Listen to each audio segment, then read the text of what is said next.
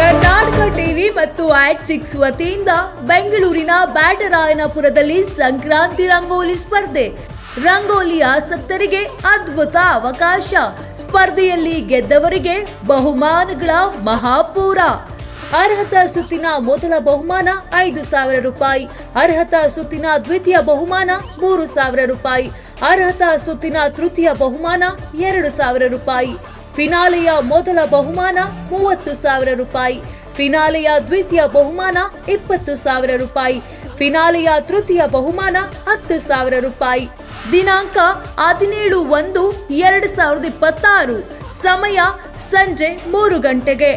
ಹೆಸರು ನೋಂದಾಯಿಸಲು ಕರೆ ಮಾಡಿ 9701010151 ಅಥವಾ 9113549531.